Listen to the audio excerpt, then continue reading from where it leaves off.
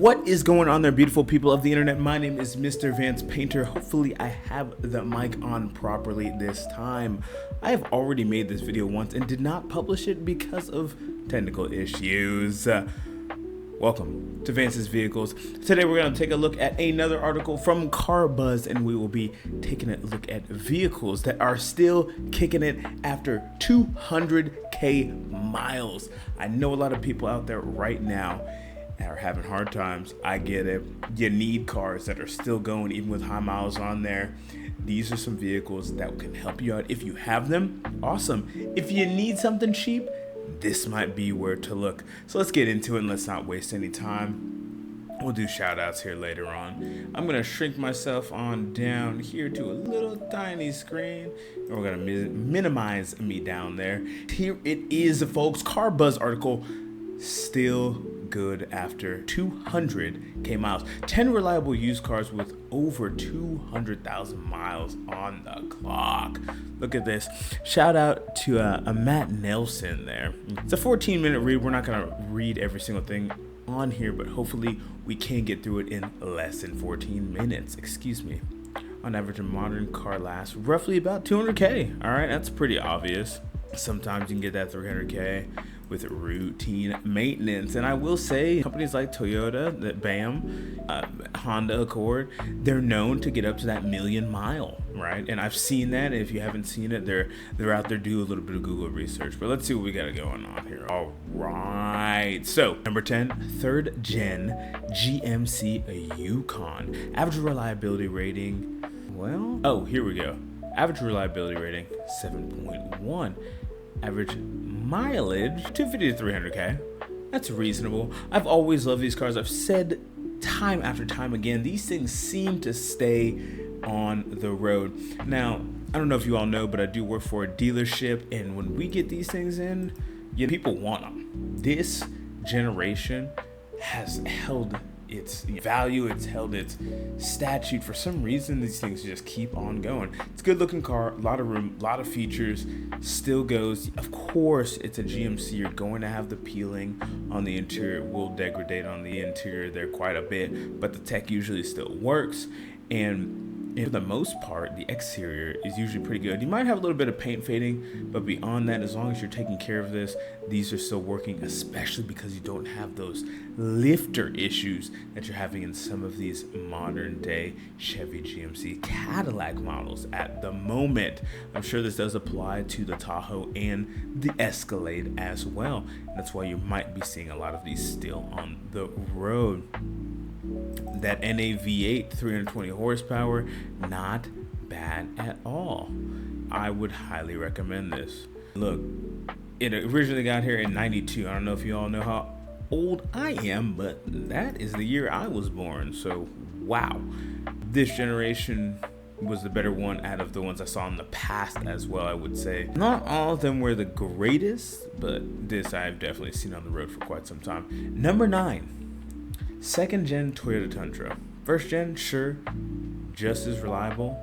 Newest gen, no, I can't say so. Well, the thing is, it's shocking to me that it's number 9 because it's a 1,000,000 mile truck. And if you all didn't know that, please do a little bit of Google research. It's insane. Reliability rating is an 8 out of 10. Average odometer 150 to 250, and I think it goes way further depending on how you take care of this. They're showing a long bed version of this. I didn't even know that really existed, which is insane. Look at that. Who needs a long bed? Point is, the engine in this is phenomenal. This thing right here, 5.7 liter NAV8, and if you're seeing a pattern, you're probably right. That naturally aspirated engine helped out so much. 31 horsepower, plenty of torque there. You didn't have to go crazy on this vehicle. It just rode and just kept on going. Might not be the fanciest truck. Some out there with great features, all sorts of stuff going to it, but it's still not going to be like around in a Mercedes or anything. But let me tell you, folks, worth every penny. Like, this is one of the greatest trucks that's ever been created. Amazing. Much like the F-150 and its See, recalls for days on these new ones. It just doesn't make sense with that new hybrid. It doesn't make sense anymore. But this one right here, good job, Toyota. Love it. Number 8, Toyota Camry. Now, this shouldn't even be a shock to most people. Generations and generations of Camrys are still out there to this day, and that will never change. As long as they stay away from that nonsense engine making that they're doing these current models, but that's up to debate. All of the NA 3.0 liter V6 Toyota Camrys are going to last forever, and this will apply to the Lexus version of this car as well. And why it's shocking to me this is number 8. It's a boring looking car. We all know. Disgusting. Your grandmother probably had one. You might have had one when you were 16, 18, college car, your hand-me-down car. It does not matter. This thing rode, and if you had one, it got you to where you needed to be, and you survived. You had a friend who had one. Somebody in your circle had one of these. Why? Because this thing lasts. We just know it will. This V6 is just meant to go. It's a cockroach. Look at this. Most popular sedan sold in the US by far. Yes, absolutely will agree 100%. Right? Look at that. It's regarded as one of the most reliable sedans on the market today. That is amazing. See, these days it's offered as a hybrid only. You know, like I said though, you're gonna see these on the road, and I remember this 200,000 to 300,000 and a rating of 8.3 out of 10. I think that's low. Again, I think this should be higher, but there's got to be, I guess there's better vehicles out there. I really think this is gonna be 100K, and you're just going to absolutely love it. All right, what do we got next? Number 7, the 12th gen F-150. All right, you know, wanted one of these. I would say that I'm heavily on the Ford train. Best selling truck still to this day, even with the EcoBoost engines. This was not that engine. And now you can get a Coyote engine in the newer ones, and still a great engine, but then you have some potential issues with the 10-speed transmission that I've been seeing. So it's tough to say. But this generation right here seemed to just go on forever. It's a great option. I think the Camry should be above this, but you know what? I didn't write the article. It is what it is, but it is a reliable vehicle. And truck at that too, so I guess you do get a little bit more utility out of it. This one, it's just keep on going. I see them out there everywhere, right? And it's this particular generation where they brought it into that little bit of modern day era. Again, still naturally aspirated V8, just easy stats, could do whatever you wanted it to do, and it was the top of the Texas truck. This was that refining of that new redesign coming out of that weird circular curvy shape that they had. Not this generation, but I believe a generation before that, if I'm not mistaken. Did not like that truck. It just didn't look good to me. Once it got back to the boxier shape, this was the truck to buy. And like vehicle right now, had a bit of a rough year, but people still go after this truck no matter what. It's crazy. Our Ford store is the #1 selling store in like ARP. It makes a bunch of money, but right now they're having a bunch of recalls. So what you're supposed to do, go get the old one. Go get it. Like I said, the EcoBoost, it did come out during this time, but go get the NA. That is the one that you want. I'm sure that the EcoBoost didn't have as many issues as it does now. I think that's just because more technology might have been packed onto it, right? Which is like it is here, which is a bit surprising to us considering the first gen EcoBoost V6 was released with the 12th gen F-150. But you know, it's boom, number 6. Look at that. Okay, folks, I want you to see what I'm saying here. Okay, look at that, and then look at this. You cannot tell me that is basically the same. Look at those headlights. It's basically the same car. The grille almost looks identical as well. I mean, you can dang near switch those out. That is wild. It's the same car. Look at the bumper. It's a this thing. Grandmother had one of these, right? The 4th gen Lexus EX. Very, very reliable. I had to drive around on this for my driver test. So comfortable on the interior. You have to love this. Let's see here. Average reliability rating, you got an 8.4 out of 10, 200 to 250K on the miles. I think it can go further, just like I'm saying with the Camry.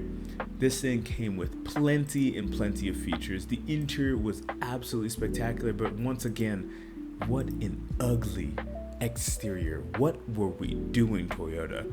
But you can't complain when mainly you were sitting inside this plush interior with these absolutely comfortable seats. Rain, you felt like you were in a luxury vehicle. You could get the one with the navigation or without. Either way, it was luxurious. It was smooth, it shifted smooth, and I guarantee you, till this day, this car feels like it did back then.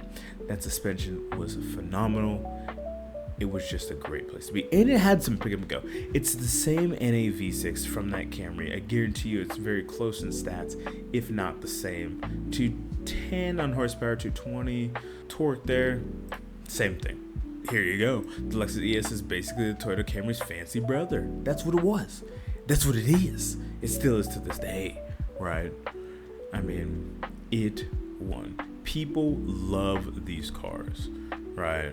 Quite a bit higher based on owner surveys. There you go. Look at that. It's just an overall good car. Ugly as all get out, but always such a nice place to be on the interior. Okay. Number 5, Gen Honda Accord. I got a little story on this one. So, ironically, when this thing came out, my dad used to look at them and he'd be like, Vance, look at those back tail lights. Doesn't that look like a BMW? And I kind of agreed with him at the time. Now, not so much, but we thought it did look like a German car.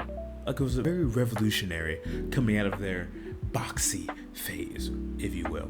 And these things, I am still selling them to this day. I have a friend who is driving around in one of these with 250,000 miles on it. Right now, he bought it at like 125 and put 100K on it in like 2 years of how much you have to drive in Texas. And that 8.4 out of 10 is strong. All he does is oil changes. He's got 2 other cars, Camaro, lifted Silverado, but this is the daily. And this thing will not stop. You can get a basic one, you can get a luxurious one. No matter what, that engine just continues to go. It's just a Honda. The word Honda, just like the word Toyota, means reliability. If you have any doubt in that, get yourself one. Just try it out. I guarantee you will see the same. Look at the pattern continuing here. 3.5 liter NA V6, 271 horsepower, 254 on the torque. Look, what did I say here? Honda Accord is one of those cars known around the world as being stupendously reliable. Okay? Stupendously. 8.5 out of 10, according to carsurvey.org. That is what you like to see. This thing has been around for so long. These days, Hondas have taken a bit overall brand reliability as they've decided to focus on more performance and durability. Yes, because they've been trying to compete with, just trying to be a little bit more cool. But I don't know why. I mean, even the brand, they're trying to be cool. Just make this. This is all people wanted.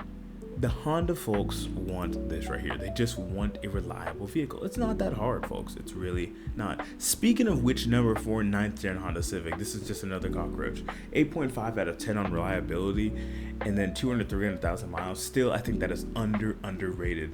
This car is not the best on much going on. They're showing an SI version of it here with the VTEC chip going around the racetrack. Okay, not all of them look like this. They mainly look like, it still kind of looks like the sporty one. Point is, they don't all have a spoiler and these cool wheels on there and the SI badge, right? They don't all look like that. The thing is, though, they did drive on forever. They really, really did. Thought the SI was the coolest one out there besides, I guess, compared to Type R, which I've got a whole nother argument with GTI versus SI or Type R versus Golf R, but that's for a different article, different video. Point is right here, 8.5 out of 10, 200, 300K miles. Now, I had a few friends with this car. I've driven this car. I've seen these, I've sold them. The paint on these will fade. It will fade. Interior will fade. The radio will continue to work. The steering will still be on point. You could probably not even put oil in this and it would work. I'm not condoning that. Please get your oil changed on a regular basis. Maintain your vehicle. Get tires, get brakes. But as long as you do everything you're supposed to, this thing will continue to run. You can leave it out in the baking sun during the summer, snow during the winter, rain during the freaking spring, and all the debris from the fall, and it will continue to run year after year. Because I know kids were beating up on this constantly, and it would still run. What a vehicle. Number 4, 9th gen Honda Civic. Number 3, 2nd gen Ford Crown Victoria. I hate this car. Ugh, what a disgusting looking car. Oh my gosh, no. Oh, the Mercury Cougar.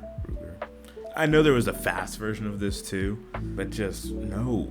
Who asked for this? But they're right though. I hate that it's number 3. I think there's some cars that just last more, but you know what? It has proved its test over time. These things got beat on constantly as a police cruiser. In this form, these things got beat on, and still people would buy them at auction after it's been completely destroyed, 200,000+ miles on it, and it would still go another 200-300K for cheap. For it time and time again. This was that 16-year-old car. I've seen custom ones with crazy wheels on it. I've seen normal ones. I've seen fast ones. Somehow this thing worked. I hate it. I think it is absolutely atrocious. And you know what? Some of them actually had a really nice interior. You had the Lincoln version of this thing. Wow, the interior of this thing had more features than some modern day cars. But wow, what an ugly big thing. They put it in front of a Golf. Who? Oh my gosh. I don't want to rag on this too much. I can't look at it anymore. Again though, you know, NA, modular. I don't even want to talk about that car. Number 2, not shocking at all here, folks. 3rd gen Toyota Prius. Oh yeah. Oh, we have a Lexus version of this, right? That's the NX. And I would drive around with that thing in sport mode. I'm talking like ripping it. Still get crazy gas mileage. 48, 47 MPG, foot to the floor everywhere I went. Loved it. And that thing just kept on going. Never had a problem with it. And the only reason I got rid of it is because it really was not a sports car. I've even seen someone put like a supercharger on it, and it got faster and more miles to the gallon. Wild. 8.7 out of 10, 250 to 300K on here. This kind of has the same issues that I would say the Civic does. Beyond that, you can get a cheap one with cloth seats, or you can get a loaded one with leather and plenty of features, sunroof, all that sort of stuff. I think the suspension gets a little wonky on these and starts making a little bit of noise. Beyond that, relatively good car. I just think those batteries are just a little bit heavy, and so the one complaint that I've seen is just it's comfortable. It will last. The paint will fade. Some of your tech might maybe go back. The screen will start to look a little dim, things like that if you do get the one with the screen. But beyond that, it's a good car, and it's going to just keep on going. That is for sure. I love that because it is a hybrid that is just tested itself over time and shown that it is possible. I'm not a hybrid freak. I'm not saying, yeah, let's go all more hybrid. Not entirely. But it's a good testament to what is going on in the world and in the car community, right? So good job, Toyota Prius. It's a wonderful car. I can't even deny. Debuted in 2003 and lasted for quite some time. They really didn't adjust it that much, right? It still has a wide range of popularity, but, you know, people make it cool now. That's just what it is. And it did get off to a slow start, but a lot of celebrities got on this model. The first model, not so much.